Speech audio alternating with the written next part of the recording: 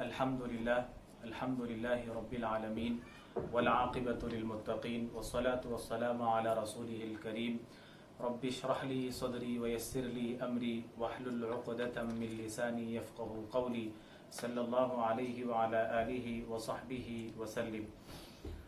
اعوذ باللہ من الشیطان الرجیم. بسم اللہ الرحمن الرحیم. الم نشرح لک صدرک. اے حبیب کریم صلی اللہ علیہ وسلم، کیا ہم نے آپ کے لیے آپ کے سینے کو علم و حکمت اور معرفت کے لیے کھول نہیں دیا؟ یعنی بے شک کھول دیا. وَوَضَعْنَا عَنْكَ وِزْرَكَ، اور ہم نے آپ سے غم کا بوجھ اتار دیا. الَّذِي أَنْقَضَ ظَهْرَكَ، جس نے آپ کی کمر کو توڑ کر رکھ دیا تھا، یعنی ایسا بوجھ تھا کہ آپ کی کمر کو توڑ کر رکھ دیا تھا. وَرَفَعْنَا لَكَ ذِكْرَكَ، ہم نے آپ کے لیے آپ کے ذکر کو اپنے ذکر کے ساتھ ملا کر دنیا و آخرت میں ہر جگہ بلند کر دیا. فَإِنَّ مَعَ الْعُسْرِ يُسْرًا، چنانچہ حقیقت یہ ہے کہ مشکلات کے ساتھ آسانی ہے. إِنَّ مَعَ الْعُسْرِ يُسْرًا، یقیناً اس مشکل کے ساتھ بھی آسانی ہے.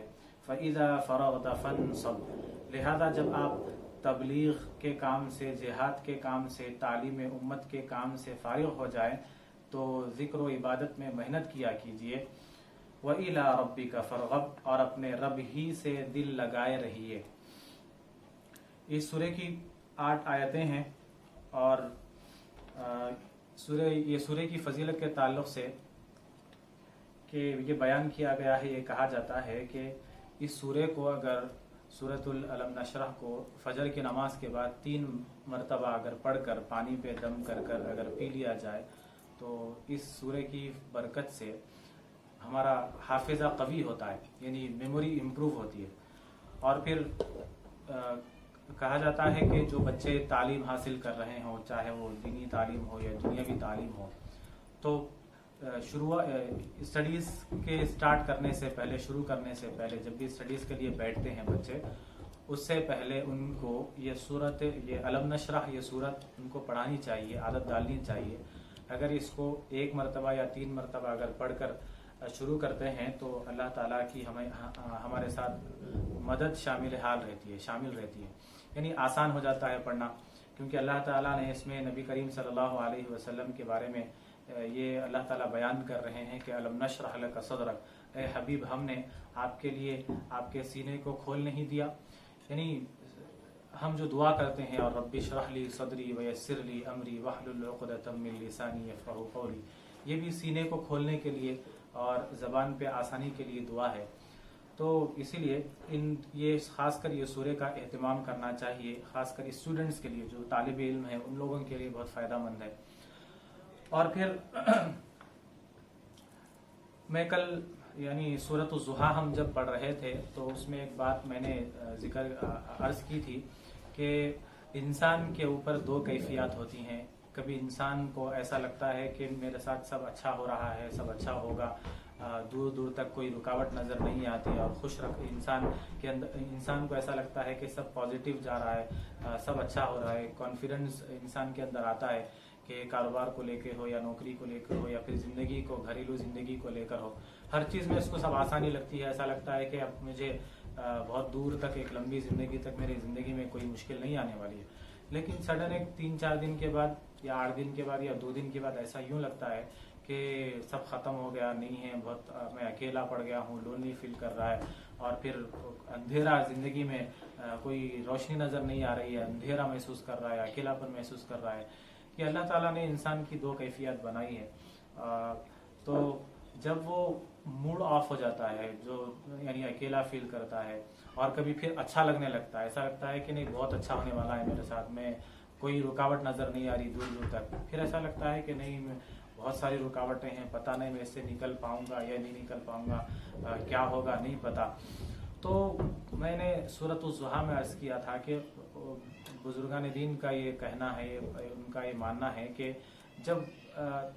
جب موڈ آف والی جب کیفیت ہوتی ہے، جب اکیلا پن محسوس ہوتا ہے، جب اندھیرا لگتا ہے زندگی میں کہ کوئی راستہ نظر نہیں آ رہا، تو تب سورۃ الضحیٰ والضحیٰ واللیل اذا سجا پڑھنا، اس کی تلاوت کرنا ویسے وقت میں یہ تریاق کا کام کرتا ہے. یعنی اللہ تعالیٰ وہ جو وقت ہے، برا وقت ہے، اس میں سے ہم کو آہستہ آہستہ باہر نکالتا ہے، پھر ہمیں روشنی دکھائی دینے لگتی ہے.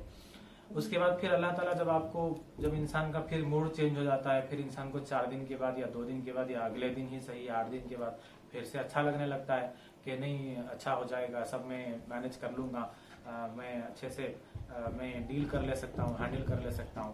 تو جب یہ اچھا فیل ہوتا ہے تو تب بزرگان دین کہتے ہیں کہ اس وقت میں بندے کو یہ علم نشرح کی تلاوت کرنی چاہیے شکر کے طور پہ. اللہ نے اچھا محسوس کرایا، اللہ نے ایک اچھی فیلنگ اللہ نے میرے دل میں ڈالی ہے.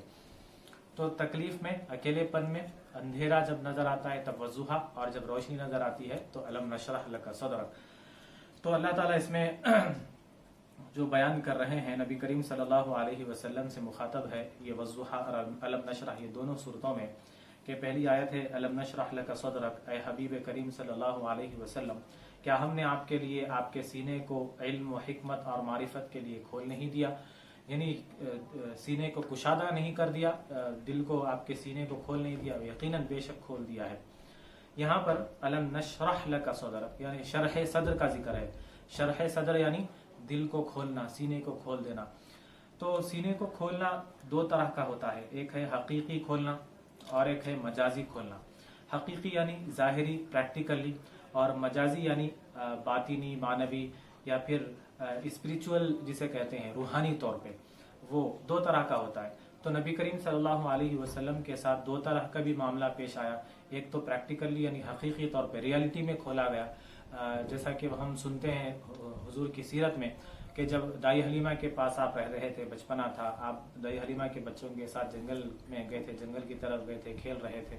تو وہاں پر ایک فرشتہ آیا اور آپ کو لٹایا، کوئی سفید کپڑوں میں آیا اور لٹائے اور آپ کے سینے کو چاک کیے، کھولے اور چیرا، اس میں سے سینے کو دل کو باہر نکالے، پھر زمزم کے پانی سے دھوئے، پھر اس کو اندر ڈال کر اس کو ہاتھ پہ یعنی اس کو پھر سے سی دیا اور سی کر چلے گئے. یہ حلیمہ کو خبر معلوم ہوئی تو دوڑتے ہوئے آئی، آ کر دیکھا تو اللہ کے رسول کھڑے ہوئے تھے.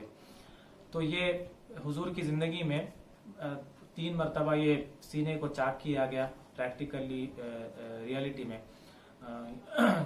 شرح صدر کیا گیا، سینے کو کھولا گیا. ایک حلیمہ کے پاس جب تھے، اور دوسری مرتبہ جب قرآن نازل ہونا شروع ہوا تبھی بھی روایتوں میں آتا ہے کہ تبھی بھی آپ کا سینہ چاک کیا گیا. پھر تیسری مرتبہ جب معراج پر آپ کو لے جایا گیا، معراج کا جو سفر ہے، جب وہ سفر کی شروعات سے پہلے آپ کا وہاں پر بھی سینے کو چاک کیا گیا، دل کو نکالا گیا، زمزم کے پانی سے دھویا گیا، پھر اس کو سی دیا گیا. یہ جو سینے کو چاک کرنا ہے، کھولنا ہے، نکالنا ہے، یہ کوئی مطلب ناممکن والی بات یہ نہیں لگتی. کیونکہ آج کل ہم دیکھتے ہیں کہ جو اوپن ہارٹ سرجری ہوتی ہے، ڈاکٹر جو دل کا جو آپریشن کرتے ہیں، سرجری کرتے ہیں، تو سینے کو کھولتے ہیں، چیرتے ہیں، اس کے بعد پھر دل کو نکالتے ہیں، اس کا ٹریٹمنٹ کرتے ہیں، اس کو ریپیئر کرتے ہیں، پھر ڈال کر اس کو سی دیتے ہیں. تو جب انسان اتنا ترقی کر سکتا ہے، جب انسان کے بس میں اتنا کچھ ہے، تو وہ تو اللہ کی طرف سے حکم تھا، فرشتے اللہ کی طرف سے بھیجے گئے تھے، تو ان کے لیے کوئی مشکل نہیں تھا. یعنی وہ واقع حقیقت میں وہ پریکٹیکلی ریالٹی میں اللہ کے رسول کا سینے کو چاک کیا گیا، نکال کر دھویا گیا. تو شرح صدر یعنی سینے کو کھولنا، یہ پریکٹیکلی تھا، حقیقی معنوں میں تھا. ایک ہے معنوی معنی یعنی باطنی روحانی طور پر اسپریچولی سینے کو کھولنا، یعنی اللہ کے بعض رازوں کے لیے، بعض علوم کے لیے سینے کو کشادہ کر دیا جاتا ہے، اس کو شرح صدر کہتے ہیں.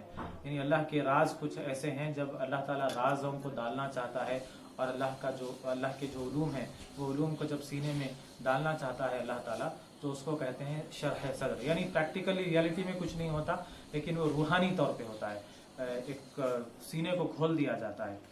اور وہ راز اور علم اللہ نے جو عطا کیے ہیں نبی کریم صلی اللہ علیہ وسلم کو، وہ حضور کی برابری اس معاملے میں کوئی نہیں کر سکتے. وہ اللہ کے رسول کا بہت خاص معاملہ ہے. تو حضور کے ساتھ یہ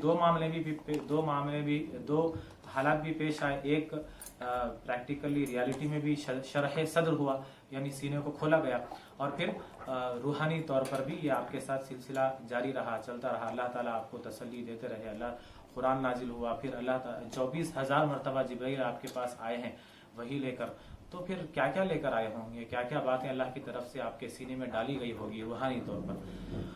तो शरह सदर यानी सीने का खुलना। इसी तरह मूसा अलैहिस्सलाम की जो दुआ है रब्बि शरह ली सदरी, यहाँ पे भी वही लफ्ज को इस्तेमाल किया गया। मूसा अलैहिस्सलाम की दुआ में भी मूसा अलैहिस्सलाम ने उसी लफ्ज को इस्तेमाल किया।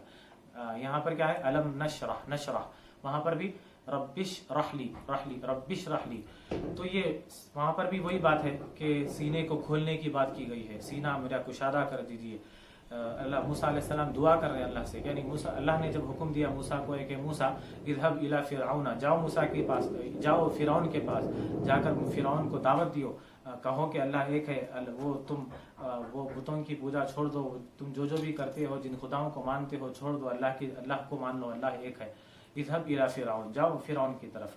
तो मूसा अलैहिस्सलाम ने कहा कि अल्लाह मेरे से बेहतर मेरे भाई हारून ये काम कर सकते हैं, हारून को आप ये जिम्मेदारी दीजिए। तो अल्लाह ने कहा कि नहीं मूसा, ये तो तुम्हें करना पड़ेगा। हाँ, अगर तुम कहते हैं तो हम हारून को तुम्हारा हम साथी बना देते हैं, हारून तुम्हें ये काम में मदद करेंगे, लेकिन काम तो तुम्हें ही करना पड़ेगा। तो मूसा अलैहिस्सलाम डर रहे थे काम करने के लिए, और फिर मूसा अलैहिस्सलाम की जबान में लुकूनत थी, वो साफ बोल नहीं पाते थे।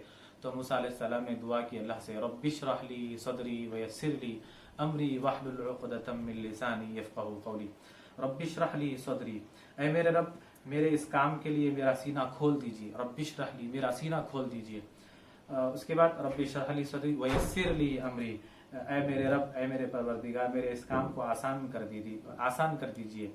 वहलुल उक़दतम मिन लिसानी, और मेरी जबान की गिरह को खोल दीजिए, मेरी जबान में जो रुकावट है उसको खत्म कर दीजिए।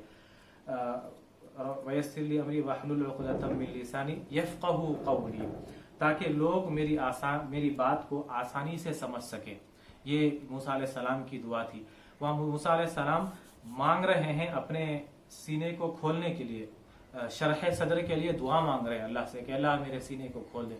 और यहाँ पर अल्लाह ताला नबी करीम सल्लल्लाहु अलैहि वसल्लम से खुद कह रहे हैं कि हमने आपका क्या सीना नहीं खोल दिया, हमने आपका शरह सदर नहीं किया। यानी प्रैक्टिकली भी, रियलिटी में भी, और रूहानी तौर पे भी, स्पिरिचुअली भी, दोनों तरह से आपका हमने सीने को खोल दिया। तो क्या हमने आपका सीना नहीं खोला? यकीनन खोला है। क्यों खोला, उसकी वजह क्या है? सीने को कुशादा क्यों किया? हमारी जबान में अगर बोले तो इंसान का दिल बड़ा होना चाहिए। बड़ा दिल होगा तो इंसान बहुत कुछ कर सकता है। बड़े काम करने के लिए बड़ा दिल होना पड़ेगा, ये जो हमारी आम जबान में बोलते हैं। तो यहाँ पर वही मतलब है कि सीने को खोल दिया। तो अलम नशरह लक सदरक, हमने आपके सीने को खोल दिया। ववज़अना अन्का विज़रक, क्या हमने आपसे गम का बोझ उतार दिया है, हमने आपके सीने से आपसे गम का बोझ को कम कर दिया है, उतार दिया है।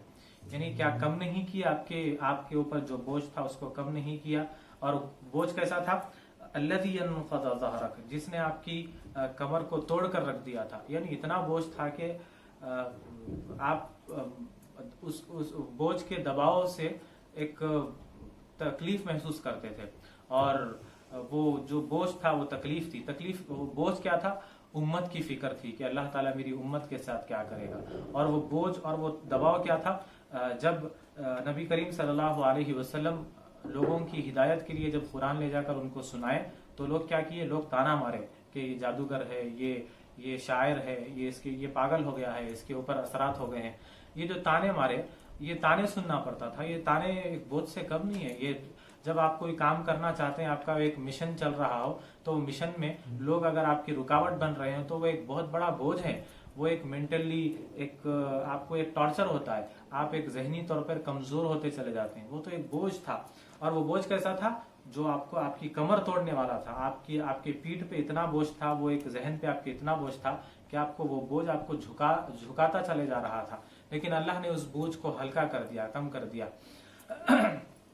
यहाँ पर बोझ के लिए अल्लाह ने जो दूसरी आयत में जिक्र किया है लफ्ज ववज़अना अन्का विज़रक, विज़रक का लफ्ज अल्लाह ने इस्तेमाल किया है बोझ के लिए।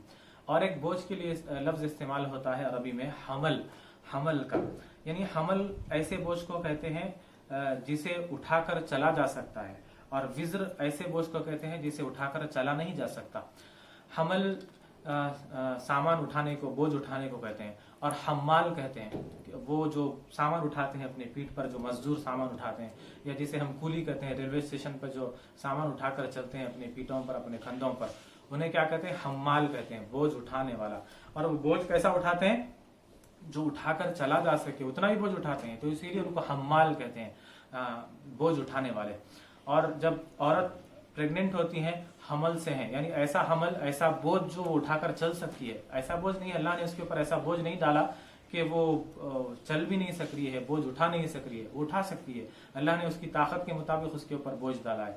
लेकिन यहाँ पर अल्लाह ने जो जिक्र किया है नबी करीम सल्लल्लाहु अलैहि वसल्लम के बोझ को बयान करने के लिए, डिस्क्राइब करने के लिए, विज़रक ववज़अना अन्का विज़रक, ऐसा बोझ था आपके ऊपर कि वो उठाकर उससे चला नहीं जा सकता था, इतना भारी बोझ था।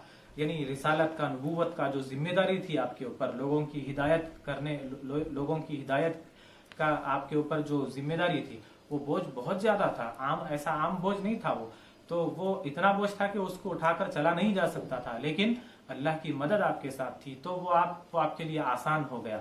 तो अल्लाह ताला ये बयान अल्लाह के नबी सल्लल्लाहु अलैहि वसल्लम को तसल्ली दे रहे हैं कि क्या अल्लाह ने आपका सीना नहीं खोल दिया, और फिर आपके ऊपर बोझ था, इतना बोझ था कि आपकी कमर को वो तोड़ देने वाला बोझ था। और फिर पहली जो आयत है, अलम नशरह लका सदरक, क्या अल्लाह ने आपके सीने को नहीं खोल दिया? अगर हम इसका लिंक वहां पर जुड़ाए, वज़ुहा वल्लैलि इज़ा सजा में जो एक आयत है, वो अलम यजिदका यतीमन फआवा ववजदका ज़ाल्लन फहदा, यानी आपके सीने को हमने खोल दिया। यानी आप पहले क्या कर रहे थे? आप हक की तलाश में आप फिर रहे थे, हक से आप नावाकिफ थे, आप गारे हिरा में जाकर गौर फिक्र में लगे हुए थे, हक को तलाश कर रहे थे। हालांकि नबी तो आप पहले से हैं, आलम अरवाह से आप नबी, अल्लाह ने आपको नबी बना दिया है, लेकिन हक से नावाकिफ थे, तो अल्लाह ने आपको हक से मिला दिया, सीधे रास्ते की तरफ कर दिया। ववजदका ज़ाल्लन, तो आप हक की तलाश में थे, तो अल्लाह ने क्या किया? ववजदका ज़ाल्लन फहदा, तो अल्लाह ने आपको हिदायत का रास्ता दिखाया, हक से मिला दिया, यानी अल्लाह की पहचान बताई, कुरान नाजिल करना शुरू किया, अल्लाह ने उतारना शुरू किया। तो अलम नशरह लका सदरक, क्या हमने आपके सीने को नहीं खोल दिया जबकि आप हक की तलाश में थे? यानी यकीनन खोल दिया। और बोझ तो जो था वो उम्मत का, जो ताने सुनने थे, और फिर जो वही जो उतर रही थी, जो पसीना पसीना हो जा रहे थे, वो भी तो एक किस्म का बोझ था, एक तरह का बोझ था। अल्लाह ने फिर उसको आदी बना दिया, आपको वो उससे मानूस कर दिया, फिर आपके लिए वो आसान हो गया वो बोझ उठाना। किसकी वजह से? अल्लाह की तरफ से तो हुआ। तो फिर आप क्यों मायूस होते हैं, गम करते हैं? आप इत्मीनान रखें, आप तसल्ली रखें। उसके बाद अल्लाह ताला फरमाते हैं वरफ़अना लका ज़िक्रक, वरफ़अना लका ज़िक्रक, कि हमने आपके लिए आपके जिक्र को अपने जिक्र के साथ मिलाकर दुनिया व आखिरत में हर जगह बुलंद कर दिया। तो जाहिर ये हुजूर को तसल्ली दी जा रही है, वरफ़अना लका ज़िक्रा, आपके जिक्र को बुलंद कर दिया। ये तो मक्के की शुरुआती दिनों, ये मक्के की जो जिंदगी है नबूवत की, शुरुआती जिंदगी में, नबूवत की जिंदगी में ये सूरह नाजिल हुए हैं।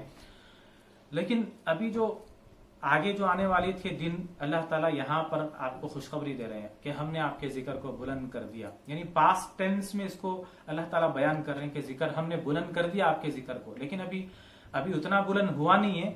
यहाँ पर अल्लाह ने जो बयान कर, अल्लाह जितना यहाँ पर बतला रहा है कि बुलंद कर दिया, यानी जैसे मैं इससे पहले भी हम सूरह कौसर में ये सुने थे कि जो बात फ्यूचर में 100% जो श्योर होने वाली है, तो हम उसे क्या करते हैं? पास्ट टेंस यूज करते हैं कि हाँ, अगर मुझे कोई आकर बोला कि भाई फला काम करना है तुम्हें, तो मैं कहता हूं कि हाँ भाई समझो कि मैं कर दिया।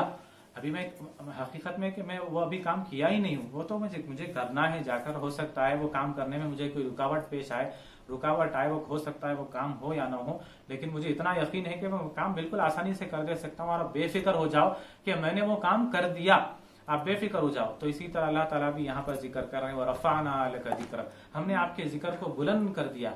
और जिक्र को बुलंद कैसे किया? अपने नाम के साथ मिलाकर दुनिया आखिरत में जिक्र को बुलंद कर दिया, यानी कर देंगे, कर दिया भी है और भी आगे भी करेंगे। फिर क्या हुआ? कैसे बुलंद को जिक्र किया कि जब भी अज़ान दी जाती है, अल्लाह का नाम जब बुलंद होता है, अल्लाहु अकबर, तो अशहदु अल्ला इलाहा इल्लल्लाह अशहदु अन्ना मुहम्मदर रसूलुल्लाह, जिक्र बुलंद हो रहा है नबी करीम सल्लल्लाहु अलैहि वसल्लम का।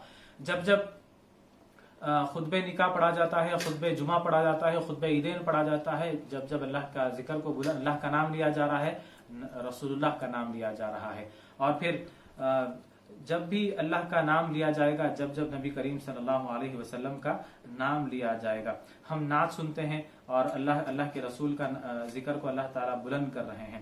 اذان سنتے ہیں، اقامت میں نبی کریم صلی اللہ علیہ وسلم کا نام لیا جاتا ہے. اللہ کا جہاں جہاں نام آتا ہے ہم کلمہ پڑھتے ہیں، لا الہ الا اللہ محمد الرسول اللہ. جب بھی مسلمان کوئی ہو رہا ہے، لا الہ الا اللہ محمد الرسول اللہ، اللہ کا نام لیتا ہے تو محمد کا نام لینا ضروری ہو جائے گا.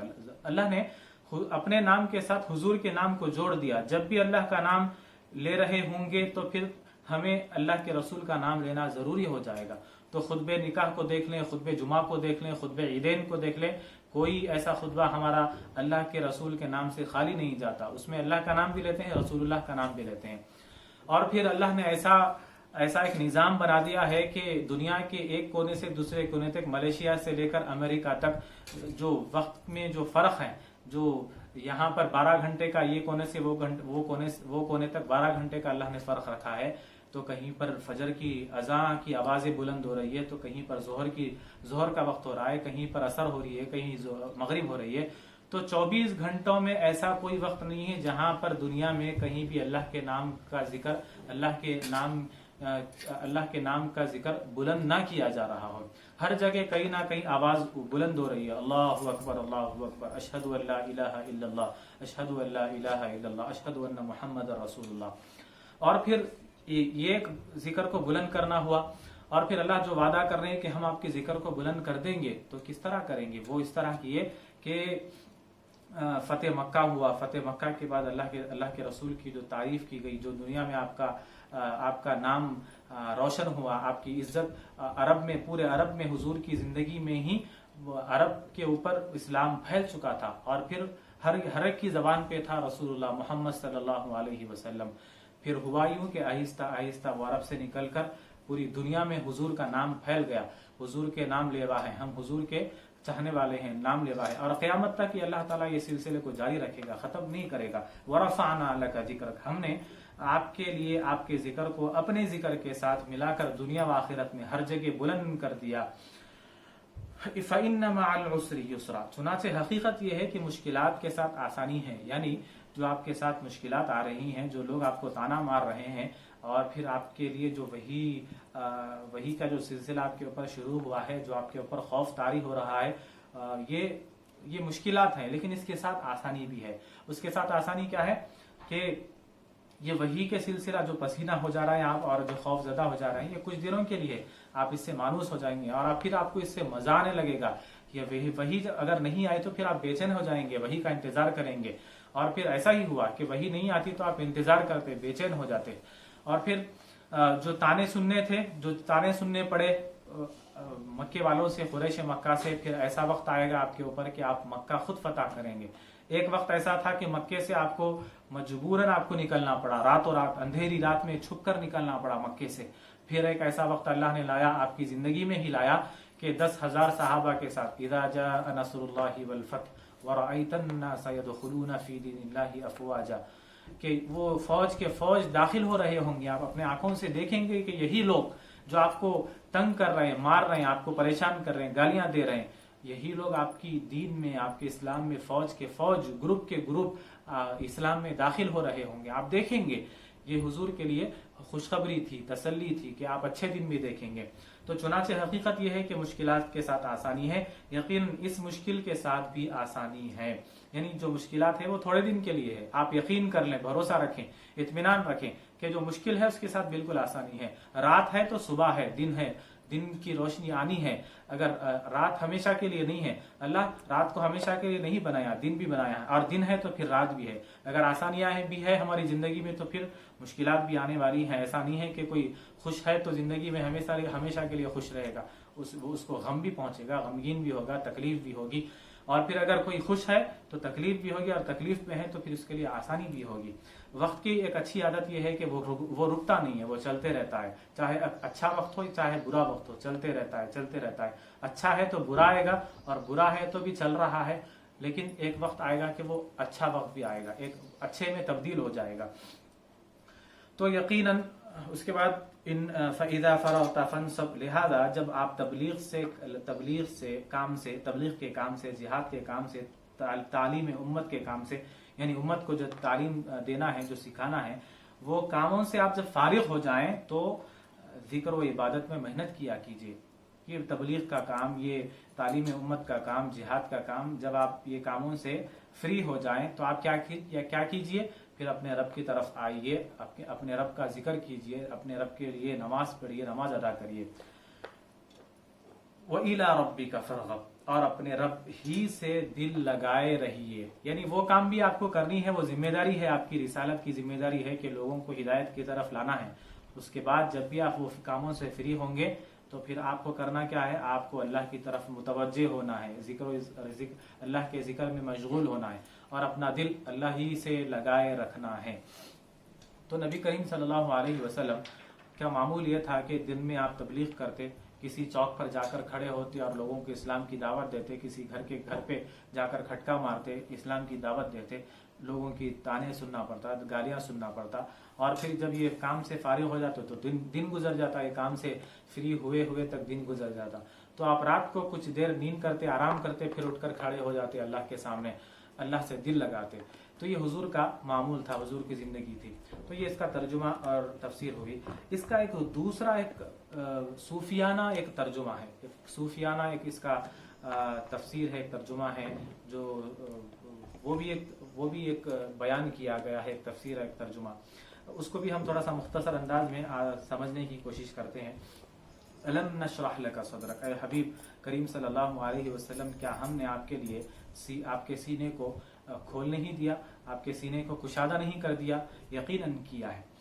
یعنی اس کا مطلب یہ ہے، جو صوفیانہ ایک فکر ہے، صوفیانہ ایک جو خیال ہے، صوفیانہ جو اس کی ترجمہ تفسیر ہے، اس کی طرف بھی، اس کو بھی ہم تھوڑا سا سمجھنے کی کوشش کرتے ہیں کہ دراصل اللہ تعالیٰ جس بندے کو نبوت کے لیے چن لیتا ہے، نبی بنا دیتا ہے، تو پھر اس کا مقام مرتبہ، وہ بندوں کا مقام مرتبہ بہت اونچا ہے، بہت اعلیٰ ہے.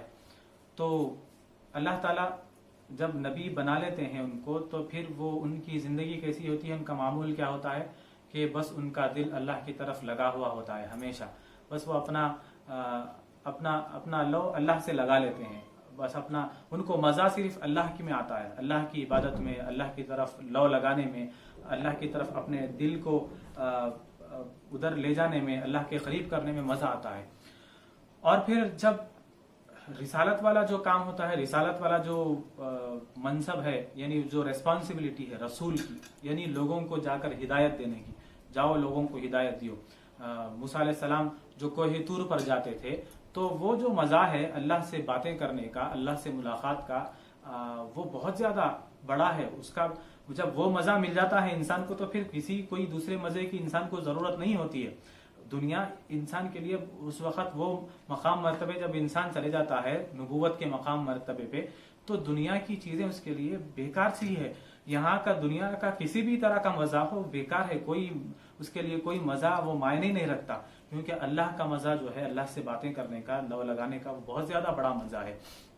جیسے میری زندگی ہے، آج سے میری زندگی ایک 10 سال پہلے جو تھی، وہ اگر میں 10 سال پہلے کی نماز کو اگر میں سوچوں کہ میں جس طرح سے نماز ادا کرتا، یا پھر اللہ رسول سے میری جو محبت تھی، وہ اس میں مزہ نہیں تھا. وہ جب ہمیں ہاتھ باندھ کر نماز کے لیے کھڑا ہوتا تھا، وہ اٹھک بیٹھک تھی میرے لیے، وہ کوئی میرے لیے نماز میں مزہ نہیں تھا. لیکن ہو سکتا ہے میں آج جو نماز پڑھ رہا ہوں، وہ 10 سال سے تو آج کی نماز بہتر ہے میرے لیے. ایک میرا دل اللہ رسول کی طرف شاید ایک متوجہ ہو رہا ہوگا، میرا دل وہاں پر لگ رہا ہوگا، مجھے نماز میں ہاتھ بن کر کھڑا ہوں تو مجھے شاید مزہ بھی آ رہا ہوگا. تو یہ اٹھک بیٹھک نہیں ہے. میں 2 رکعت بھی نماز پڑھتا ہوں تو بالکل اطمینان کے ساتھ، سکون کے ساتھ، ایک یہ فیل کرتے ہوئے کہ میں اللہ کو دیکھ رہا ہوں یا اللہ مجھے دیکھ رہا ہے. یہ جو ہمیں تعلیم دی گئی ہے کہ نماز ایسے پڑھو، تو شاید میری نماز آج ایسی ہے، آپ کی نماز شاید آج ایسی ہے. جو 10 سال پہلے تھی وہ نماز آج کے جیسی نہیں تھی. تو اللہ نے ہمارے دلوں کو، سینے کو کھول دیا ہے. ہدایت کا راستہ ہمیں جب دکھائی دیتا ہے، اللہ تعالیٰ جب ہمیں ہدایت کے راستے پہ لانا چاہتا ہے، تو ہمارے سینوں کو کھول دیتا ہے. تو ہمیں کیا ہوتا ہے؟ عبادت میں پہلے سے زیادہ مزہ آنے لگتا ہے، نماز پڑھتے ہیں تو اچھا لگتا ہے، ہم سکون سے ہاتھ باندھ کر کھڑے ہوتے ہیں اللہ کے سامنے. لیکن وہی 5 سال پہلے 10 سال پہلے کی نماز وہی نماز تھی، نماز اللہ کے لیے پڑھ رہا تھا، لیکن وہ مزہ نہیں تھا، کیونکہ شاید وہ مقام میرا پہلے نہیں تھا جو اب میں مقام پہ جو جگہ پہ ٹھہرا ہوا ہوں. تو اسی طرح جو انبیاء کا، جو نبیوں کا مقام مرتبہ ہے وہ تو سب سے اعلیٰ، سب سے اونچا ہے.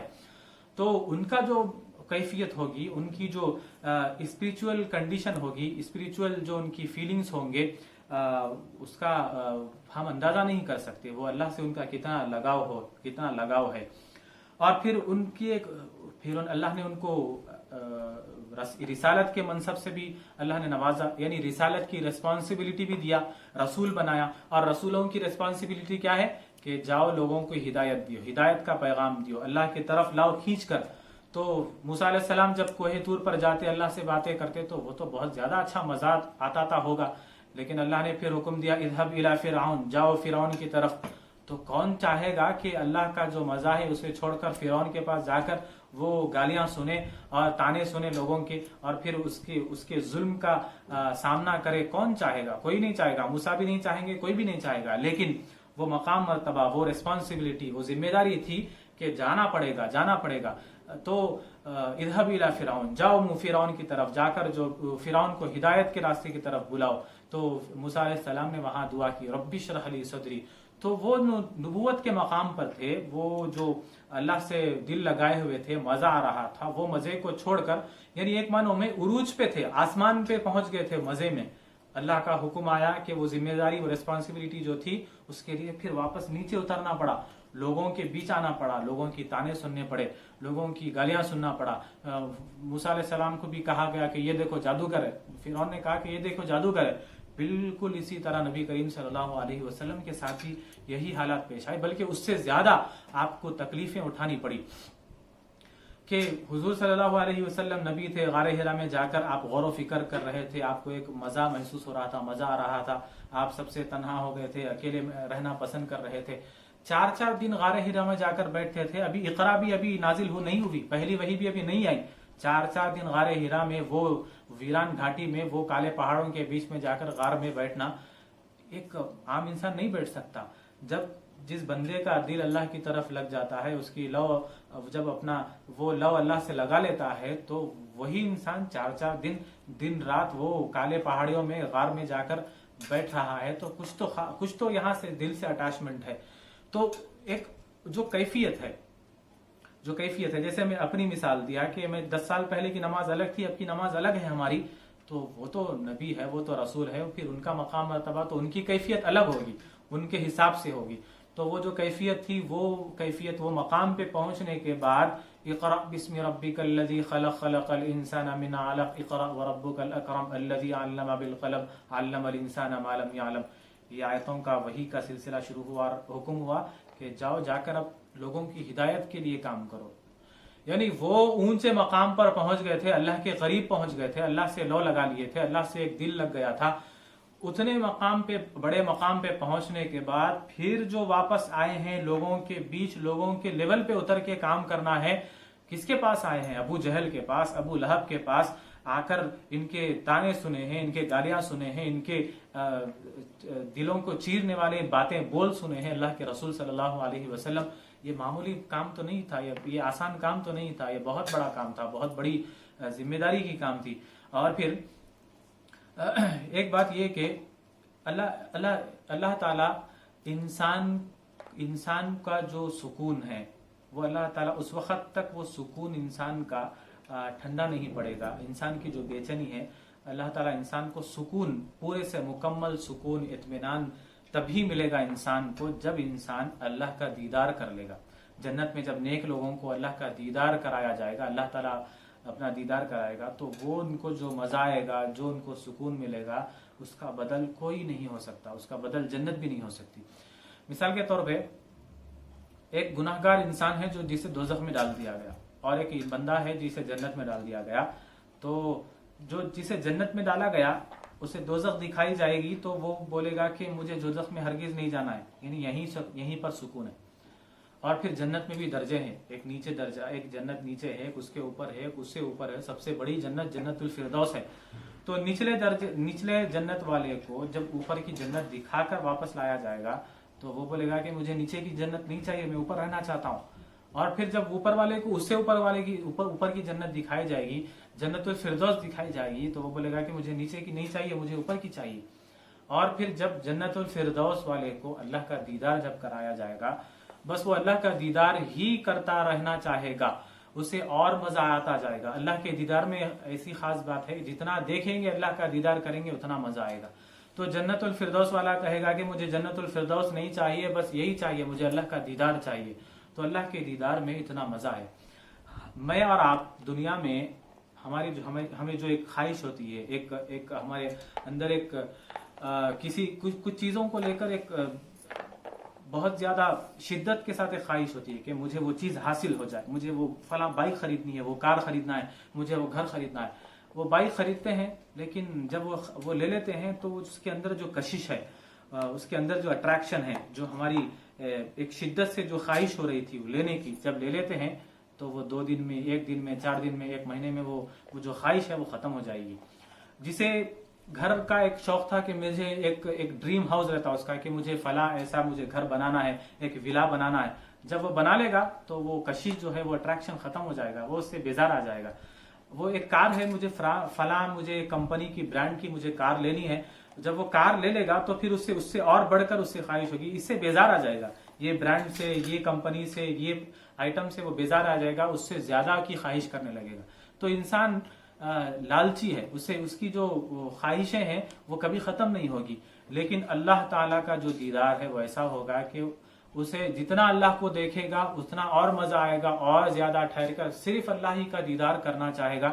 اللہ کے علاوہ اسے دوسری چیز کی، کسی بھی چیز کی خواہش نہیں ہوگی. جنت والے جنت کو بھول جائیں گے، وہ چاہیں گے کہ ہمیں اللہ کا ہی دیدار کرنا نصیب ہو ہمیشہ کے لیے. تو پھر نبی کریم صلی اللہ علیہ وسلم تو وہ ہستی ہے تو معراج پر جا کر اپنی آنکھوں سے، یہی سر کی آنکھوں سے جا کر نبی کریم صلی اللہ علیہ وسلم اللہ کا دیدار کر آئے ہیں. تو کیا مقام مرتبہ اللہ کے رسول کو اللہ نے دیا ہے. اور پھر وہ مقام مرتبے پہ پہنچا کر اللہ تعالیٰ حکم دیتا ہے کہ اے حبیب جائیے اور لوگوں کی ہدایت کے لیے کوشش کریے. وہ ابو جہل، ابو لہب اور وہ کفار مکہ، قریش مکہ جو نا اخلاق ہے، بالکل جاہل لوگ ہیں، ان کے پاس اللہ کے رسول کو بھیجایا گیا. جب دعوت دی گئی تو سننا کیا پڑا؟ تانے سننا پڑا. بدل میں کوئی کچھ ان سے نہیں مانگا جا رہا، ان سے پیسے بدل میں نہیں لیے گئے کہ میں تمہیں ہدایت دے رہا ہوں تو تم مجھے بدل میں اتنے پیسے دو. کوئی اس کا بدل نہیں مانگا گیا، بلکہ حضور ان کی فکر میں گئے ہیں اور وہ حضور چاہتے ہیں کہ وہ سیدھے راستے کی طرف آ جائے، بلکہ انہیں دوزخ کی آگ سے انہیں بچانے کی کوشش کی گئی. تو وہ اونچے مقام مرتبے پہ جو اللہ کا دیدار کر کے آئے ہیں اور اللہ سے لو لگا کر بیٹھے ہیں، پھر جا کر لوگوں کے تانے سننے کے لیے اللہ کا حکم ہے کہ جاؤ لوگوں کی ہدایت کا کام کرو. تو پھر وہ جو لوگوں کی ہدایت کا کام کرنا تھا، اونچے مقام پر جا کر واپس جو لوگوں کے لیول پہ اتر کے کام کرے ہیں. آپ کو پتا ہے حضور صلی اللہ علیہ وسلم کا کیسا رویہ تھا. جب حضور صلی اللہ علیہ وسلم لوگوں میں بیٹھتے تو باہر والا اگر آتا حضور سے ملنے کے لیے تو پہچان نہیں پاتا تھا کہ یہ گروپ میں، یہ محفل میں محمد کون ہے. اتنی یہ سادگی تھی. ہمارے پاس کیسا ہے؟ ہم اگر ہم کسی کو بڑا بناتے ہیں تو اس کی ایک ڈریسنگ الگ ہوتی ہے، اس کا ایک حلیہ الگ ہوتا ہے. وہ بڑے ایک قیمتی کپڑے پہن کر، ایک عالیشان کپڑے تیار ہو کر وہ لوگوں کے بیچ جاتا ہے اور علانیہ طور پر پہچان سکتے ہیں کہ یہ اس کے لیے محفل سجی ہے، اور پھر آج کی محفل کا یہ دلہا ہے، یا پھر آج کی محفل جو ہے یہ اسی کے لیے ہے. تو اچانک علانیہ ہم پہچان سکتے ہیں جو الگ ہوتا ہے، جو زیادہ مقام، ہم جسے زیادہ عزت دیتے ہیں اس کو محفل میں آسانی سے پہچان نہ سکتے ہیں. لیکن حضور کا طریقہ تو یہ تھا کہ لوگ باہر سے آتے تو پہچان نہیں سکتے تھے، پوچھنا پڑتا کہ تم میں سے محمد کون ہے. تو پھر وہاں پر تعارف کرایا جاتا، انٹروڈکشن کرایا جاتا کہ یہ محمد ہیں یا رسول اللہ ہیں. تو ایسی سادگی والی زندگی کہ اتنا آپ لوگوں کے لیے اتنا وہ مقام سے نیچے اترے کہ لوگوں کے لیول پہ اتر گئے، لوگوں کے ساتھ گھل مل کے آپ کام کرنے لگے. پھر مقام مرتبہ کیا تھا؟ وہ معراج پر گئے، اللہ کے آنکھوں سے اپنے دیدار کر آئے. تو وہ مقام سے یہ مقام پہ اترنا یہ ایک بہت زیادہ تکلیف والی بات بھی تھی. تکلیف والی بات ہے کہ کوئی انسان ہے، وہ اگر حضور کے علاوہ معراج پہ جو اللہ کا جو دیدار ہوا ہے، حضور کے علاوہ شاید کوئی اور شخص ہوتا تو واپس کبھی نہیں آتا. وہ دنیا کو آکر وہ دنیا لوگ جنت کو پسند نہیں کرتے اللہ کے دیدار کے بعد، تو پھر یہ دنیا تو حقیر چیز ہے، دنیا تو بیکار چیز ہے، مکھی کا پر ہے، مچھر کا پر ہے، اسے آ کر کون پسند کرنا چاہے گا، پھر یہاں پر آ کر یہ دنیا میں کون جینا چاہے گا. تو یہ حضور کی تعریف ہے، یہ حضور کے لیے ایک قابل تعریف بھی ہے، اور پھر حضور کے لیے ایک تکلیف والا یہ مرحلہ تھا کہ آپ وہ مقام سے نیچے آئیں، اترے اور پھر لوگوں کی ہدایت کا کام کرے. تو اللہ تعالیٰ آپ کو تسلی دے رہے ہیں، الم نشرح لک صدرک. تو یہاں پر اس کام کے لیے، اس بات کے لیے تسلی دی جا رہی ہے کہ آپ کا جو مقام تھا اونچا، وہ آپ پھر وہ مقام سے نیچے اتر کر جو کام کر رہے ہیں، یقیناً وہ آپ کے لیے ایسا بوجھ ہے جو آپ کی کمر کو توڑنے والا ہے، جھکا دینے والا ہے. وہ اونچائی سے آپ نیچے اتر کر کام کر رہے ہیں، وہ توڑنے والا ہے، جھکا دینے والا ہے. تو آپ کیا کریے، ان مع العسر یسرا، بے شک مشکلات کے ساتھ آسانیاں ہیں، آپ صبر کریے، اطمینان رکھیے. آپ کو ان چیزوں میں بھی مزہ آنے لگے گا، ہم اس میں بھی آپ کو مزہ دیں گے. تو پھر ہوا کیا کہ جب قرآن نازل ہوتا، وحی آتے گئی، جبرائیل آتے گئے، تو مزہ آنے لگا. پہلے کیا ہوا تھا، جبرائیل آئے تو ایک ہیبت طاری ہو گئی، پسینے چھوٹنے لگے. اللہ تعالیٰ نے آسانیاں پیدا کر دی آپ کے لیے، اور پھر آپ کے لیے اتنی آسانی کر دی. آپ کے حضور صلی اللہ علیہ وسلم وہ مقام سے جب نیچے اتر کر یہ مشن آپ کا اسٹارٹ کیے، شروع کیے، تو کوئی آپ کا ساتھ کھڑا نہیں ہوا سوائے خدیجۃ الکبریٰ کے، ابو بکر کے، علی کے، دوسرا پھر کوئی کھڑا نہیں ہوا. آہستہ آہستہ لوگ جڑتے گئے. اللہ نے مشکلات تھی، آسانیاں پیدا کر دی. کیا آسانیاں ہوئی کہ 1,24,000 صحابہ رضی اللہ تعالی عنہم، اللہ کے رسول کے صحابہ 1,24,000 اللہ نے آپ کے ساتھ جوڑ دیے. ایسی ایک بڑی ٹیم اللہ نے تیار کر دی، ایک ایسی بڑی جماعت کو اللہ نے صحابہ کی تیار کر دی. اور پھر سب سے بڑی بات، حضور کی زندگی میں فتح مکہ ہوا. 10,000 صحابہ کے ساتھ آپ آ کر اسی شہر کو فتح کیے، جیت حاصل کیے، جس شہر سے آپ کو نکلنا پڑا تھا آدھی رات کو چھپ کر. تو آپ کے لیے آسانیاں ہیں، مشکلات کے بعد آسانیاں ہیں، اور اللہ تعالیٰ پھر وہ کام میں بھی آپ کو مزہ دے گا. آپ اطمینان رکھیے، سکون رکھیے، آپ اطمینان سے صبر کے ساتھ کام کریے. اس کے بعد پھر اللہ تعالیٰ فرماتے ہیں آخری جو 2 آیتیں ہیں، فَإِذَا فَرَغْتَ فَانْصَبْ، لہذا جب آپ تبلیغ سے، جہاد سے، تعلیم امت سے فارغ ہو جائیے، کاموں سے فارغ ہو جائے، تو ذکر و عبادت کی طرف آ جائیے. یعنی جو وہ عروج پہ تھے، اللہ سے لو لگائے ہوئے تھے، پھر آپ وہ جہاد کے لیے، آپ امت کو سکھانے کے لیے، ہدایت کے لیے اور تبلیغ کے لیے جو آپ کو نیچے اترنا پڑا تھا، وہ کام کرنے کے بعد پھر یہ کاموں سے جب آپ فارغ ہو جائیں، فری ہو جائیں، تو پھر آپ کیا کریے، پھر اللہ سے لو لگانے کی طرف آ جائیے. تو حضور کا معمول کیا تھا، دن میں یہ کام کرتے اور رات میں کچھ اطمینان کرتے، آرام کرتے، اور پھر اٹھ کر کھڑے ہو جاتے، اللہ سے لو لگاتے، دل لگاتے. وہ اللہ اور رسول کا معاملہ تھا، وہ اللہ رسول کا معاملہ تھا. اس کے بعد اللہ تعالیٰ فرماتے ہیں وَإِلَىٰ رَبِّكَ فَارْغَب، اور اپنے رب ہی سے دل لگائے رہیے. تو یہ 2 اس کا مطلب ہے سورہ کا، کہ ایک ظاہری طور پہ ہم نے جو پہلے سماعت کیا، اس کے بعد یہ دوسرا جو ترجمہ ہے، یہ صوفیانہ ترجمہ ہے.